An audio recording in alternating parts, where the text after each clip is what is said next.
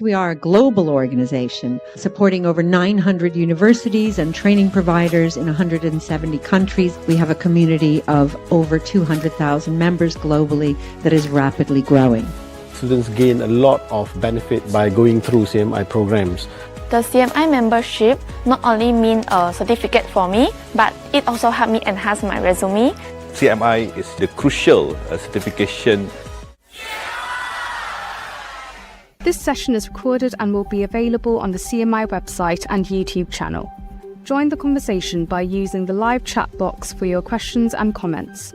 We'll answer as many as we can during the Q&A.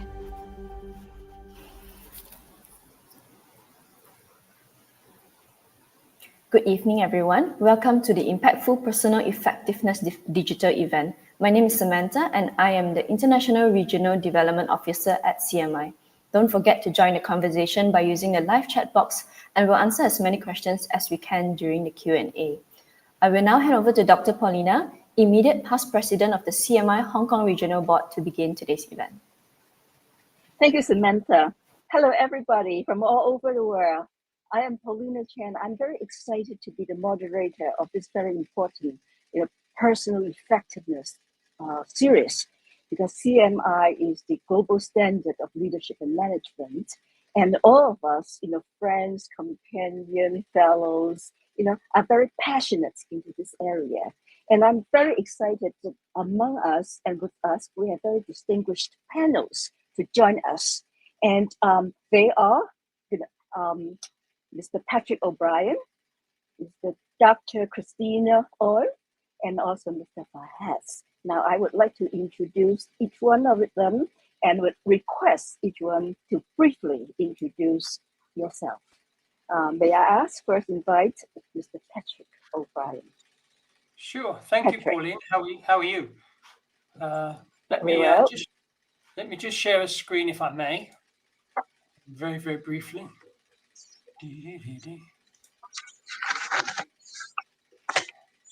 So welcome from Singapore, as it says over there. Hopefully the screen is now sharing.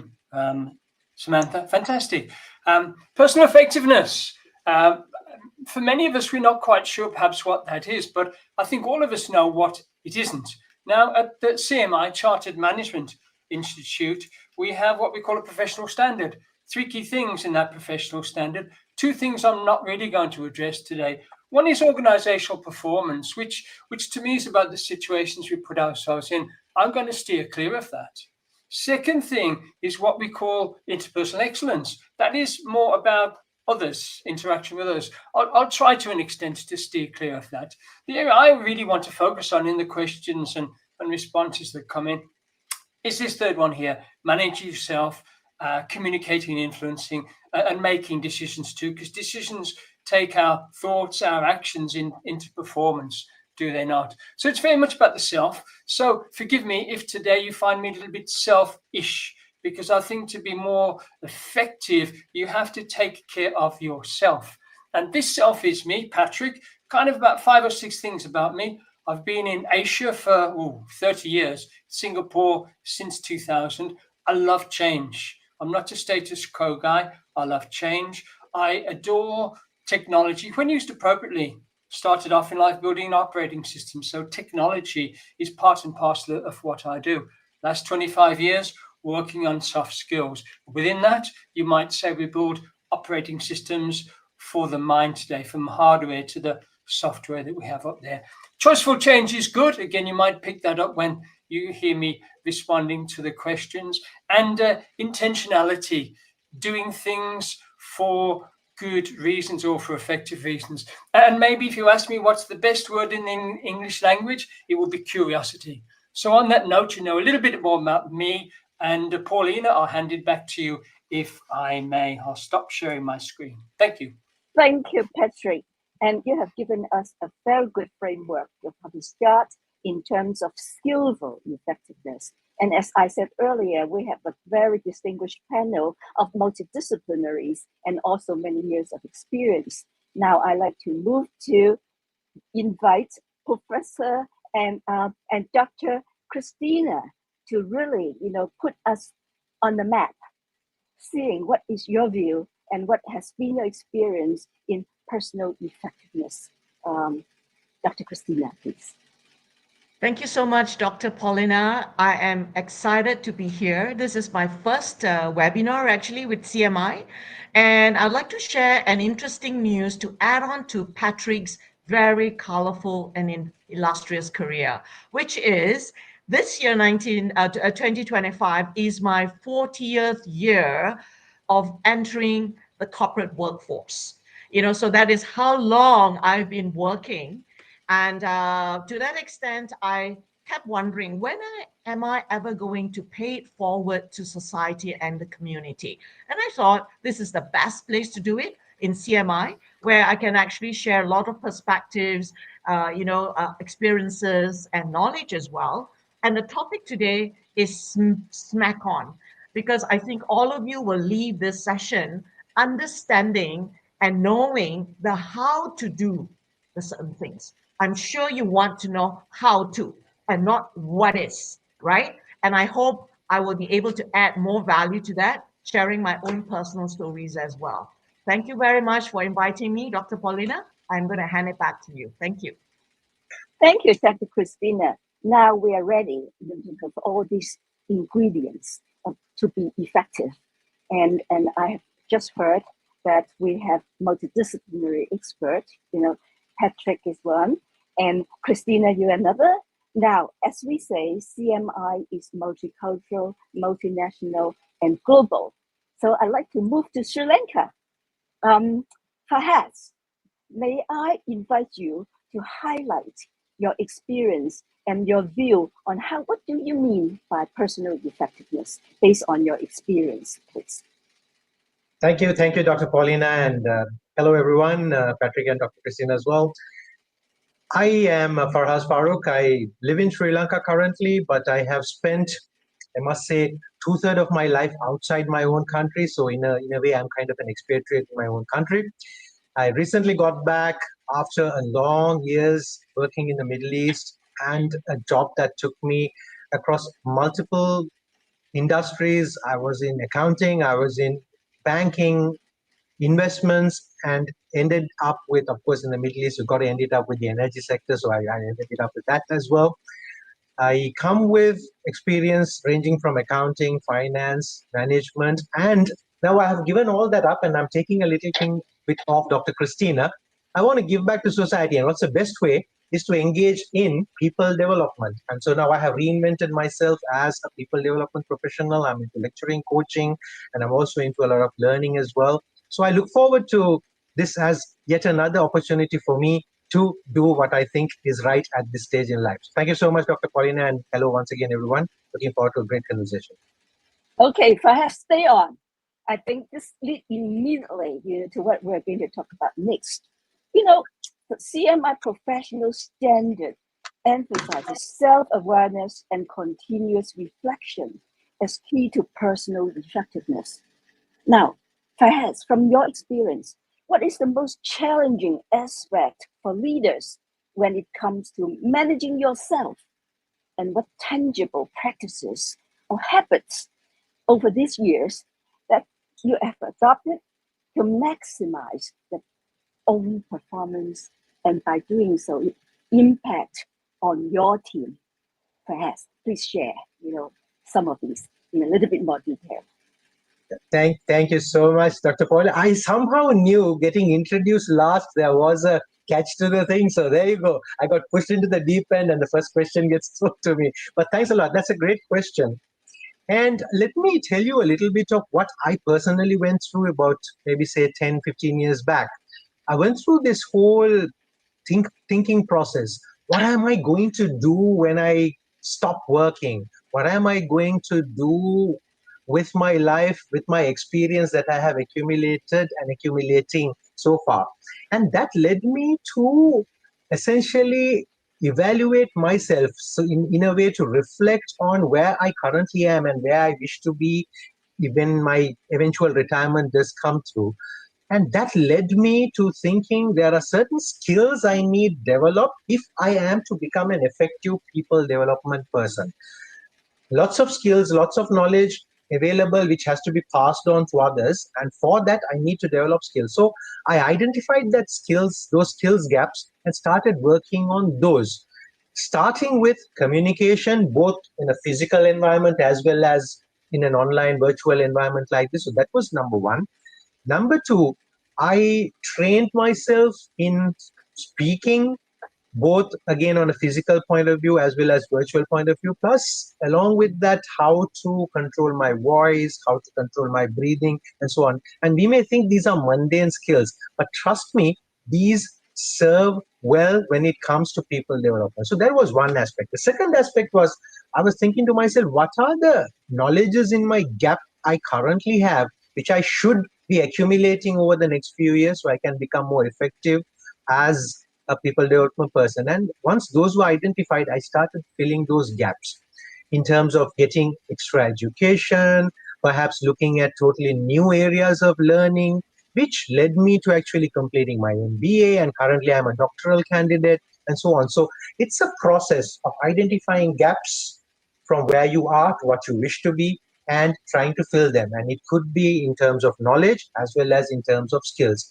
So that's the long and short of it, Dr. Paulina. I'm happy to elaborate further, but I'll leave it to you, back to you for further questions. Yeah. Thank you, Fahaz. These are the key core competence, to be in the international business, in leadership, and in management, and based on one's own substance of expertise. Now, Patrick, you have been, all over the world, especially as what you have just introduced yourself. You are in Asia for the last 25, 30 years. So you are also Mr. Asia, and well aware of what the needs, in our area and related to the rest of the world. Patrick, may I ask you, how do you relate your personal experience and personal effectiveness in this area? How do you see the challenge of being a leader to manage yourself in such a dynamic neighborhood of culture and environment? Yeah, thanks for that. I've been called many things, but I don't think I'd call myself Mr. Asia, Paulina. I'm not sure many other people either. But I would say I'm working, Fahaz, at this concept of stopping to work. It doesn't happen in Asia. In Asia, you work from day to dusk, and dusk is very late in Asia. Can I come back and kind of add on to what Fahaz is talking about, this model as well, because I think the model is really important. I introduced myself behind that model, and I stand behind it. To me, frameworks shouldn't be loved; they should be lived. And I think many of us see these things as just like stuff up there on the wall, like values. I think we've got to look at the elements within it and see what we can do. For me in Asia, one of the things that's pretty noticeable is the way that we communicate. It's a lot of indirection rather than direct communicate. I'm an Irishman. we communicate pretty directly. In fact, they have the green banners for the Irish, I think, here on my name. I really appreciate that. But we're direct communicators. We say it, we hear it, we speak it. Whereas in Asia, we don't. We speak indirectly. We've got issues of loyalty. We want harmony and so on. So I think anyone coming into this part of the world needs to fully understand that it's not right and it's not wrong. It's just different. So understanding the differences empathetically is critical, I think, to be an effective performer here. The other thing I would say, again, kind of linking back to the first question too, this notion of reflection. We move very quickly in Asia, I have to say. Things don't stand still. And one thing you do need to do to reflect is you need to take time out. You really do. As you rise up the leadership ladder, if there is such a thing these days, as you rise up that ladder, people tell you less and less. Seems to me they'll tell you more what they think they want you to hear, especially in our Asian culture. And this concept of harmony is really important for us. So I think as a leader, whether you are an aspiring leader, a middle management leader, or a high executive leader, you need to build time to allow for reflection, which causes you to be aware of yourself. Really, really vital. take that time, make that time to reflect. And then that helps you understand what the people around you perhaps need best. So therefore, as a leader, you can help them best. That's part of the challenge when you move into this part of the world. We all think in different ways, not better, not worse, but different. And as I say, live it, don't just love it. Paulina. Thank you, Patrick. I think this is a very good insight. You know, we are all leaders. That means we are decision makers. Dr. Christina, you are an effective leader. As you put it, effective leaders are expected to make and implement responsible decisions. In fast pace, that Patrick said is fast, Fahad said it is fast. So in a fast-paced business environment, how do you balance the need for speed with the imperative to make ethical and inclusive decisions that consider the full impact on the team, organization, and stakeholders? Dr. Christina. Thank you, Dr. Paulina. In my experience, that kind of situation happened every day. Because when you have the end of the quarters or chasing the next quarter, for example, the pressure is mounting, right? And many leaders, good or bad, I'm not making a judgment here, would sometimes succumb to pressure and sometimes would cut corners or take shortcuts to get to what their bosses want to know. I mean, back to what Patrick was saying, the higher you go up, the least bad news you will hear. Everyone wants to tell you the good news, and nobody wants to be the bearer of the bad news. For me, my principle would be, as a lawyer, I always look at facts and figures. And even when you go to the board, and sometimes under pressure, you may need to make certain decisions which you know may not be the right decisions because of certain reasons, but therefore, would you actually, just obey and just do it?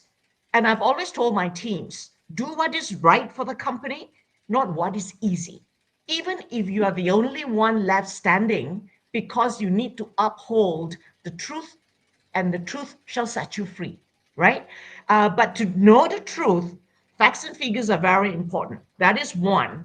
And also, as an effective leader, what we need to do is to go beyond and over, which is to offer recommendations and options. We need to put ourselves in the shoes of decision makers, those top leadership or the board members, for example, meaning to say empathy is a crucial skill that an effective leader needs to have. And I want to take a point that Fahad mentioned about communication. Indeed, even the nonverbal communication is extremely important because one needs to read the room and read the people. So with the facts in hand, with the ability to read the room and the ability to communicate effectively, and with the research and homework that you have done, you would be in a very good position to offer options and recommendations, the pros and cons of this and that, and then people will make an informed decision. So no longer would they need to cut corners or, to just, compromise, because non-compliance, for example, there should be zero tolerance for that. So that is how I've been, how I've survived over the 40 years, I think, Paulina. Yes, beyond survival, excel. Communications is indeed, to the point, and it generates the interest of our audience. In our audience, there is a very related and relevant question just now. It said that, how can I, which is the audience, improve my ability to communicate the impact of my work? And notice that others who are more assertive seem to gain more recognitions. Now, to me, there are 2 points. Number one is confidence in expressing oneself. Number two is the courage to communicate. Number three is how are we being assertive? Well, I would like to ask Christina, Fahad, and Patrick to elaborate that? And may I ask Christina first, because you have just talked about communications. Absolutely. So the one thing, because a lot of people are fearful of what others would think of them. A lot of people fear to make the first step to actually speak in public. And by public speaking, I don't mean standing on a stage with 500 people. It could only mean maybe as small as speaking in a team meeting. Oftentimes, managers and leaders will allow the loud ones, the people who talk a lot, to actually speak first.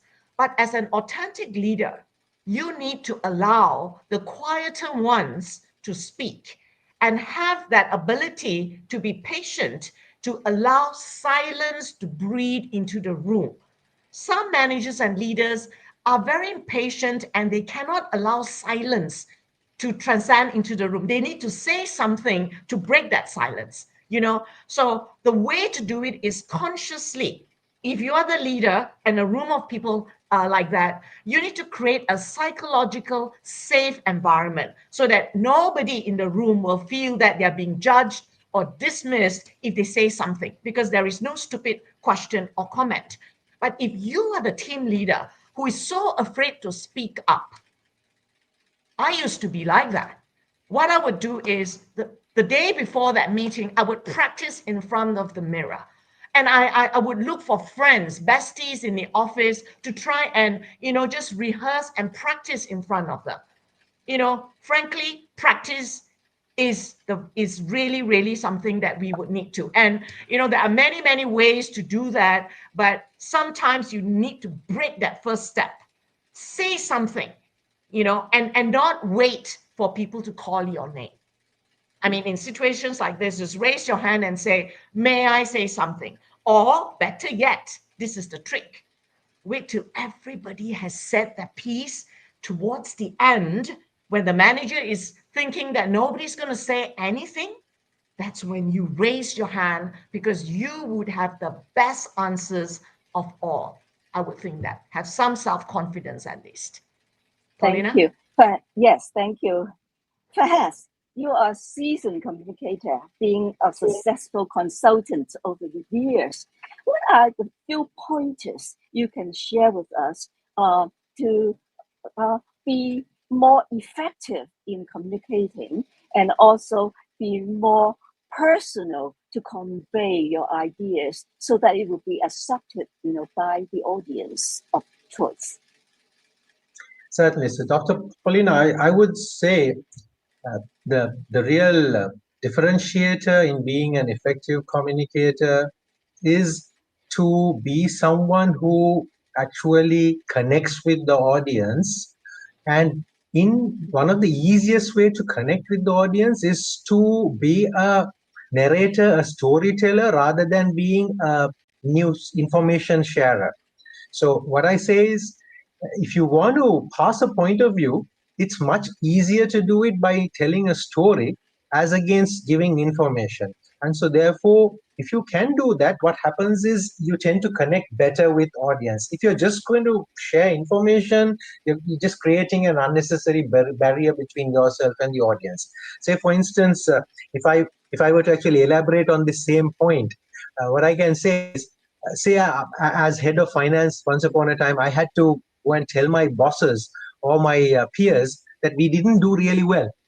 Now, instead of going and saying, ladies and gentlemen, we have some bad news, our net profit has dropped by 5%. Now, that's information passing. That doesn't really connect. And in fact, I might make a few enemies and my boss is going to be really upset. But instead of that, if I go and tell them, friends, this year, what we saw is the market's dropping, there's a change in customer taste and so on. And therefore, we saw a lot of influx out of our customer base into that of our competitors.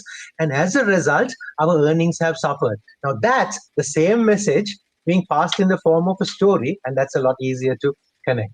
So that's the short and sweet of it, Dr. Paulina. Be authentic, connect to the audience, and the easiest way is to become a storyteller than a newsreader. So Splendid. Thank you. Splendid.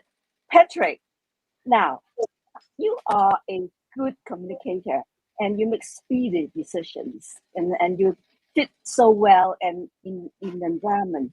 How do you see the ethical and inclusive decisions that you always consider as very important primary criteria so it would fit and make full impact on the team, organization, and stakeholders? Yeah, I think the thing about ethics to me, it's about our values. Whenever, I run leadership programs, and when we come to ethics, all decisions are made by the things that we value, the things that are important to us. So I think in this concept of self, personal effectiveness, first thing to do is to get in touch with what are my values, what really is important to me, what must I have, what can I let go, and then think of that in the societal sense. How does that jive with the society that you're in? There's no doubt that an Irish society is very different from a Singaporean society, just on the basis of rules. Ireland, well, we like rules because we know what we're breaking. Singapore, hey, better not break the rules. So there's my own values, but then there's the societal values too. So it's been able to relate between the two of them. One of the challenges for us, I think, today, and Christina was talking about it a bit earlier, is this concept of speed. Everything's happened so pacey. And I think it is easy to be forced in the pace of the world around us. But the reality as a leader, I think we need to think of what's the right metronome.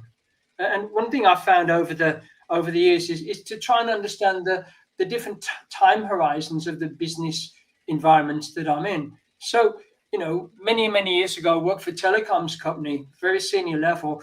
5-year time horizons were fantastic for us. Lovely. Then I moved on to head up an internet company. Every 9 months, I'd present a new business plan for the next 4 or 5 years. And one of my challenges was to convince my board, hey, how come we've got a new plan and it's only 9 months since the last one? So understanding the time horizons, I think, is really, really important, and knowing within which those time horizons you have to make a decision. Behind me, there's a plane. In New Zealand, I fly.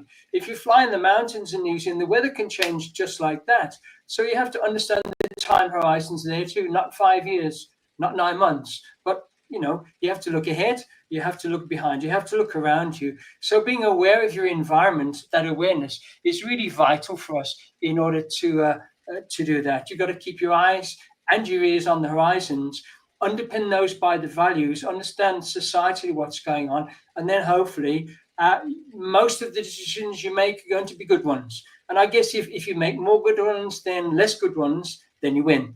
And that's one way of looking at it. You can't make perfect decisions all the time. And that's really vital for us to understand. But you have to make decisions at the time. It's really important for us. Paulina? Indeed. Yes. Thank you, Patrick. Indeed. Because nowadays, rather than making fast-paced, effective decisions, we also need to be listening carefully what the society change is like and what is the environmental sensitivity is like. And I would come back to the matter of communications, for furthermore, and I would ask Christina to talk a little bit more later. But I'd like to get back to what we all are. We are charter manager. And I want to say and try to relate of the needs, try to relate to the environment and the society change. I want to say, what is the personal and professional development?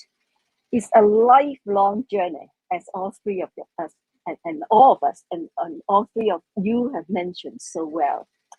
And how can leaders, particularly those who are charter managers, lead by example and demonstrate commitment to ongoing learning in a way that inspire your teams, their teams, to invest in one's growth? I think this is a very down-to-earth matter, and our audience and you would have a lot more to share.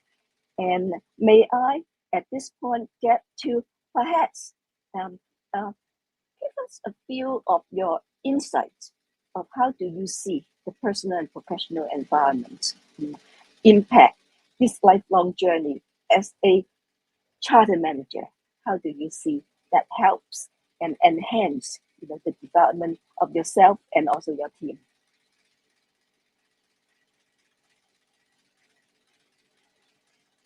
Fahaz. Sorry, Dr. Poyna. It was maybe before I get to the question itself, just a little bit of from my personal experience, what I personally do, and yes, I got my chartered manager designation only last year, and until that time I was a fellow member. But what I have done subsequent to getting the charter, I was thinking, okay, there are higher levels of membership within our institute itself, but whilst I wait to progress to that, how do I make myself better? How do I keep myself relevant? And that's when I thought a good academic grounding would be useful. So I looked for a good doctoral program locally, and I applied for it, and I have been selected into it. So I'm looking forward to completing that in due course, and hopefully by that time I would have accumulated adequate experience as well to move higher within the CMI structure as well.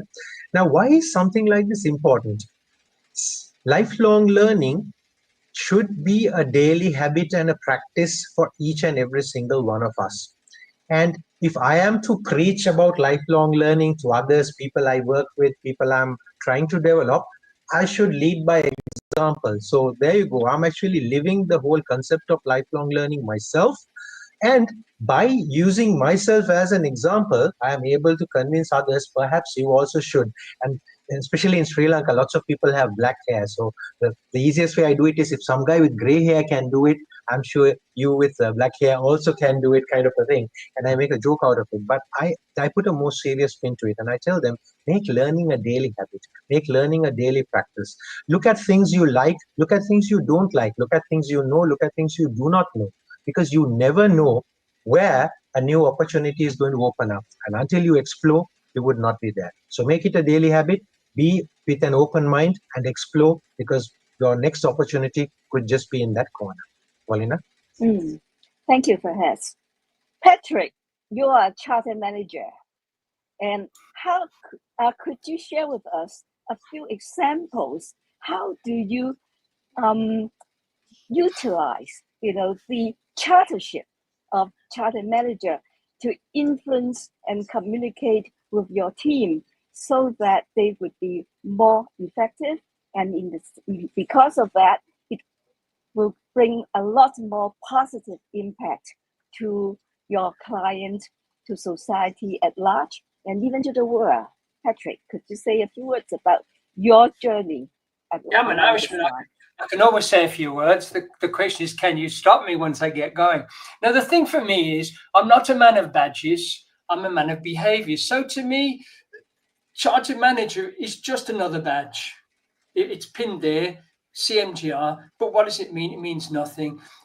But to me personally, the self, it's about my behaviors. So it's what I do with it, not that it's a badge out there. So for me as a leader, it means I am open to new skills. I'm always open to grow. I'd be open to some black hair, actually, if I asked, but I don't have as much hair now as I had. But no, that's just the way that it is. So learning in order to apply. I see a lot of people in Asia, we like picking up pieces of paper, right? We like to study to get pieces of paper. We put them on the shelf, but we don't apply them. So that's ineffective. It's a waste of resource. It doesn't help people grow. So know what you're wanting. Go out there, try get some skills. Okay, get a badge, get some paper, but apply it. And apply it to your context, not apply to how it comes from the book.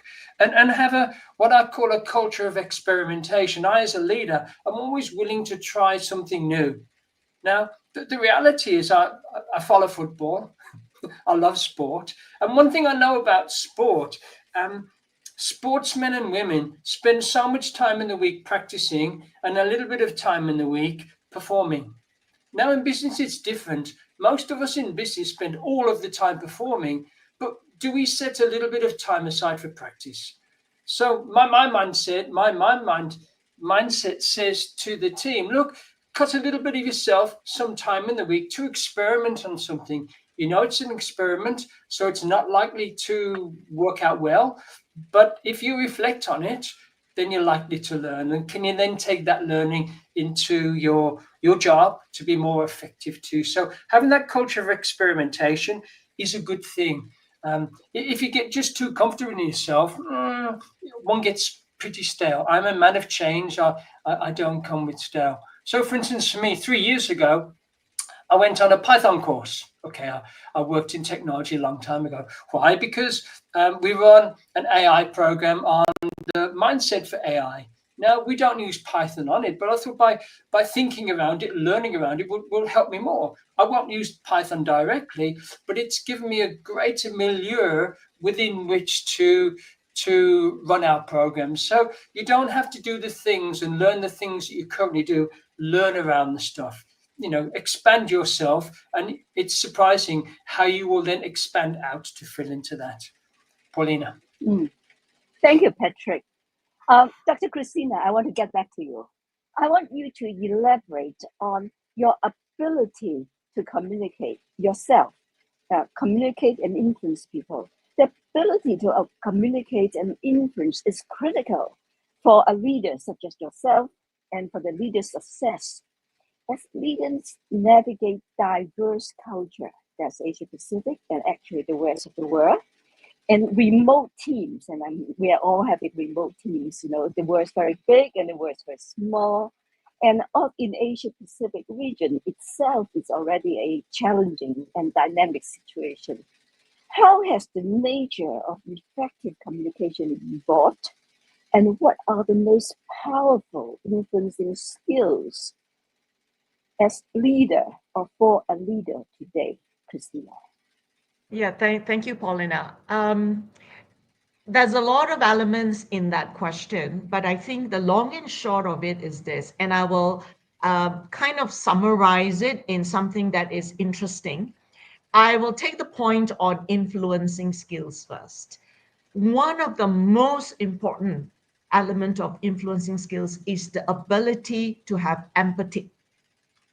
Empathy, and I would add one more formula to that. Empathy plus EQ, or emotional intelligence, is the order of the day today.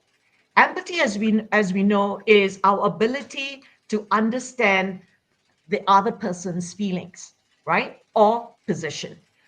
Emotional intelligence, on the other hand, is of a higher level, and that means it's our ability to recognize and understand the other party's feelings, yes, plus our very own emotions as well. It is with all these elements that we will be in a better position to actually, be an effective communicator. So, for example, when you enter a room and you have a meeting, and this is a real story, and some of you who may be on this webinar may have heard of the stories I've told, because it's interesting. You may have a 2 p.m. meeting with a stakeholder in a company, and you are eagerly trying to bring your laptop just so that you can present something for his or her approval. But when you enter his office, I'll just use his as a universal term here, you notice that the mood in the room wasn't too good. He did not have a happy face. He had an angry face, for example, maybe because someone else before you had actually, upset him, or something unpleasant might have happened. So, question, yes, you have a 2 o'clock meeting, would you just walk in and say, sir, we have a 2 o'clock meeting, let's get on with it? Back to what Farhad was saying, why are you a carrier of news and information? You need to be a communicator, to story tell and to read the room. What is there to stop you from saying, sir, may I come back later perhaps? Because you would have read the nonverbal cues of your stakeholder, and your objective is to get his or her approval. So do the smart thing, right? And say, maybe I'll come back in a while. And off you go and come back in another 15 minutes. Maybe things would have cooled off by then. So that is empathy and EQ working. The other point is also about, having to manage remote teams and multicultural, as well as I used to do a lot of that, is the need to be compassionate. the need to be able to understand how certain things work in one culture may not be the same as whatever culture, right? So one glove doesn't fit all. So as a leader in that ecosystem, that is really tough. So you need to do a lot of homework. It's not just about time zones. It's not just about languages. It's about what people believe in, what they strive for, and what is their purpose that is actually very cultural driven. And the last point, and I just want to leave this with the webinar, is that I practice a couple of principles myself, and I love #lifelong learning.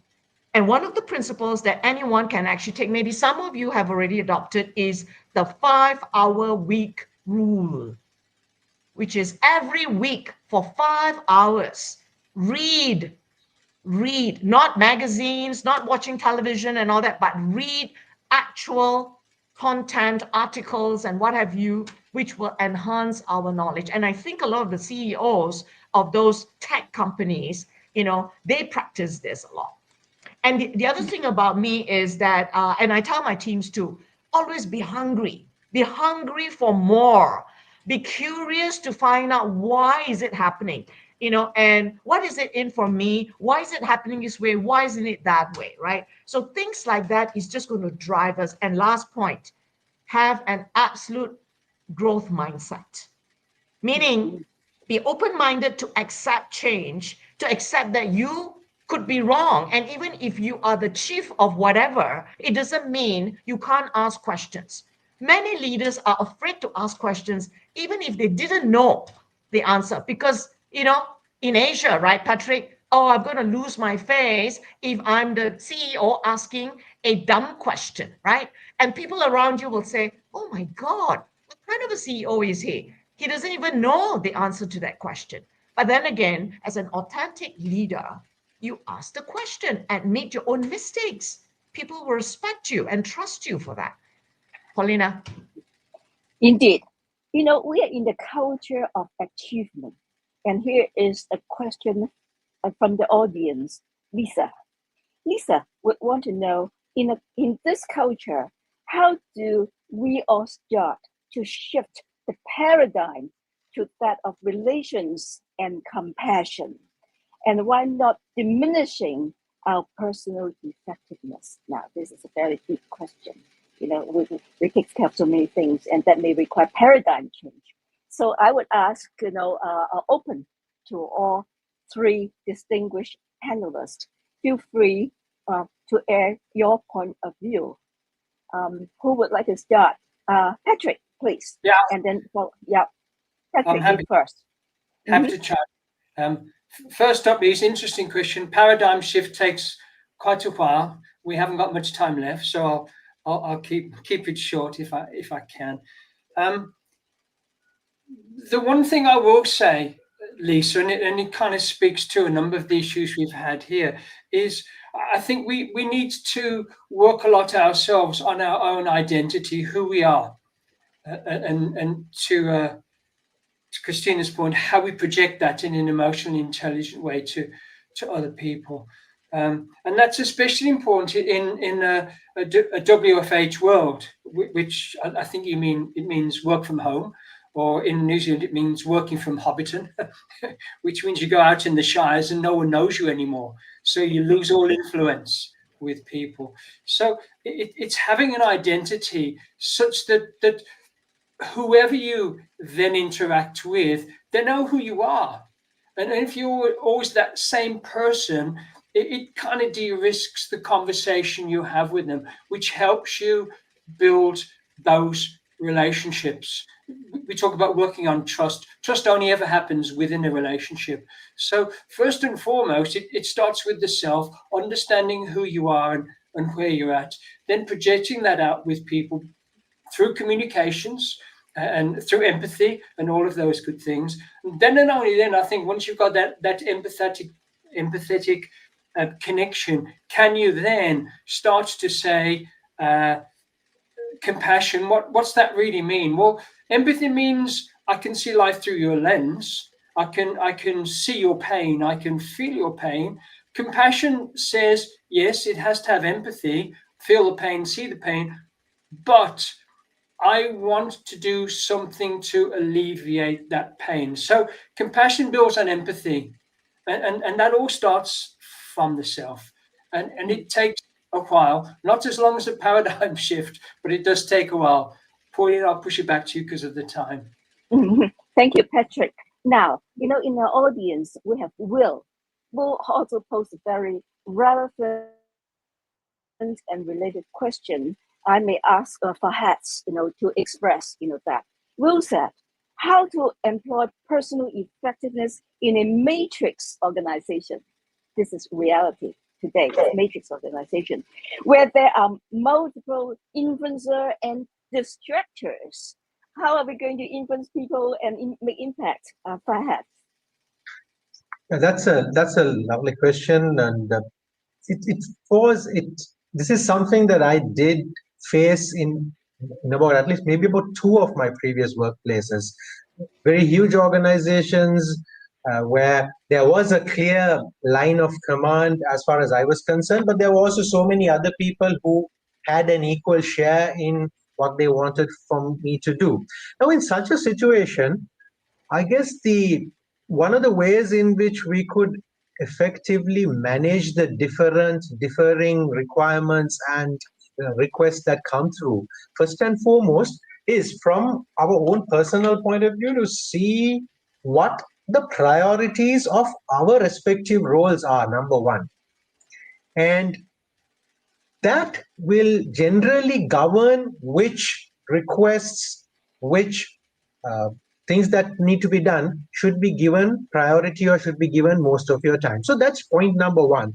Do a prioritization and figure out what is most important for us to do for our own job to be successful and for our own personal satisfaction. Number two, let's say there are 2 or more things with similar priorities. That's when another second aspect comes into place, and that is how strong is our relationship with each of these people in the matrix structure, be it our immediate superior or any of the others, how strong our relationship is, because that can dictate to what extent we get a bit more flexibility for us to sit down and deliver. So therefore, relationships and strong, good working relationships based on mutual trust and confidence are very important. So that's point number 2. But point number 3, and most important in my opinion, is how to filter from all these various requirements, which ones are true requirements, which are really important for the organization and for personal success, as from those that are simply distractions. For instance, hey, for us, we're going to have a bit of a sing-song session this evening. Would you like to join us? Yeah, why not, if I have nothing else to do? But otherwise, it could serve as a distraction. Perhaps that's a bit of an outlandish example, but in office, in work, we sometimes get requests which are not really genuine important requests, but just simply distractions. So the ability to identify which are genuine important requests and which are distractions is probably another skill that you need to know. And between the 3 of these, I think you should be able to reasonably well navigate a matrix organization. Good luck, Mark, or Will, who asked the question. Yeah, good luck, Will. Marvelous. Now, Dr. Christina, we have all heard from you and from the 2 gentlemen an expression from the audience. And Verena want to ask, now, how to start the impact while building our foundation? Christina, what's your advice? The long story short is we are dealing with humans in the office. It's not the time where we have agentic AIs all over the place yet, okay? We are dealing with people, whether it's a stakeholder, a supplier, a customer, peers, subordinates, leaders, blah, blah, right? And our teams. So the art of human relationships, the art of understanding how, it's super important. So oftentimes when we enter the workforce, we will want to impress and try and do things that will make others happy. Even if you have just been promoted as a manager, for example, you would think, so the impact of, how do I start this? And I'm a manager. And it's just that this is not a fan club. This is not a popularity contest. understand that being a manager is not a simple thing. You would need to actually think about a lot of things, be accountable and responsible. So you may need to make tough decisions, and you may become super unpopular. And so what? Because this is not a popularity contest. So as you try and build our foundation, Marina, don't anchor the foundation on wrong principles. These are the principles that I've just laid down. In fact, how to be a sustainable leader is one of the key principles. Would you throw your teams under the bus if something goes wrong? And if it's your own mistake as the manager, would you then blame Tom, Dick, or Harry in your team that say, oh, it was Tom's work, or it was Harry's slides that made the mistake? Hey, but you are the manager. Aren't you going to be accountable for that? So by and large, when you have those clear-cut principles of how and what you stand for in the organization, the other managers and leaders will really observe you, because as a leader and manager, even our teams watch every move we make and every breath we take. Sounds like a song, but that's essentially what it is, right? And even if you don't do something, they are watching. And even if you don't say something, they are also watching. So the point is, be real. Don't try and be someone else. And if you don't know whatever it is, say so. For me, my personal story was I entered male-dominated industries. I was just a lawyer, but I entered the technology industry wanting to learn more because I wanted to be comfortable by being uncomfortable, because the urge to learn and want to know, right, be different and so on. And I went into telecommunications. That, again, is male-dominated. And so on and so forth, right? You can read my biodata. The point is this. In each of these journeys, you need to make alliances. You need to have male allies. As a woman now, I'm speaking, right? You need to have male allies that will support you, that will call out your name when you are not in the room. That is a sponsor. And why would that sponsor call out your name? Because you represent something. Your values are to be admired, for example. And that is what it is to be. So foundation needs to be right. Therefore, when you go through that way, you will see a lot of goodness flowing into your direction. Paulina? Thank you, Christina. Yes. Ultimately, the CMI professional series and also the standard is the effectiveness, personal effectiveness. And we talk about managing ourselves, managing and making decisions, and communicating and influencing. That is what the three things we have been, anxiously talking about. I think these are all very important, and we develop according to our individual, needs and adjusting to the environment. And many times we even participate and influence in major social change. Innovation technology nowadays is cross-disciplinary. And I think Charter Management Institute is just at the right place, at the right point, and our guideline and our value system, fit perfectly. And if I would give everyone 2 seconds, how would you see your last word, to our distinguished audience of today? Impactful personal effectiveness. Each one of you, 3 seconds. Starting from Patrick. 3 seconds only. Yeah. Be authentic, know who you are, have an identity, be visible, especially in a matrix world, and be comfortable in who you are. You can do that in a non-boastful way, in a humble way, and enjoy it. Paulina. Thank you. Dr. Christina. I would say always stay hungry for different things. And do not be afraid. Be bold and intentional. You must know what you want and go for it. But of course, fueled by your sense of purpose, and your passion to do certain things. And last but not least is be authentic.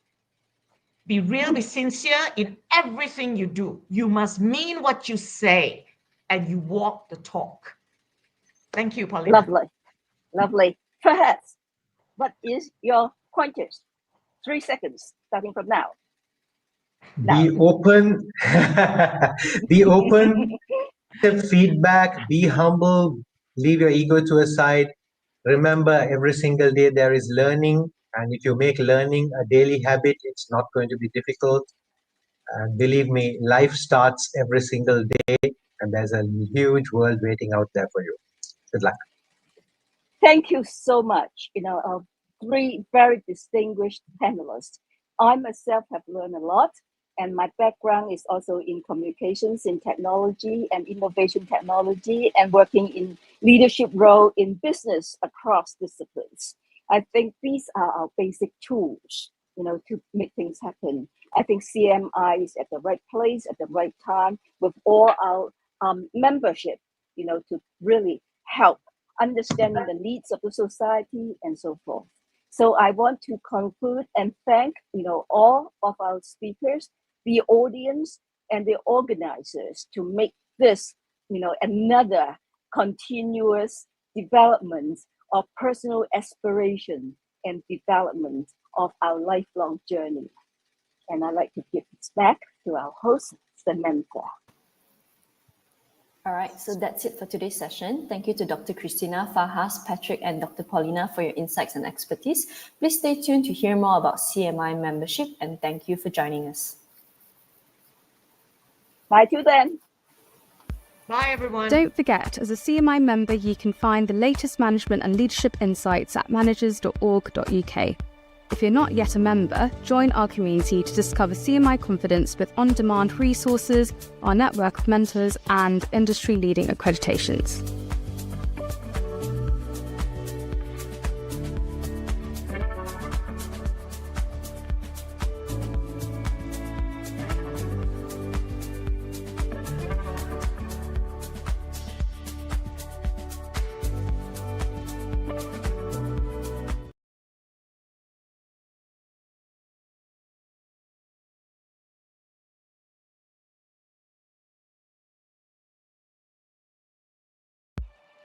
Don't forget, as a CMI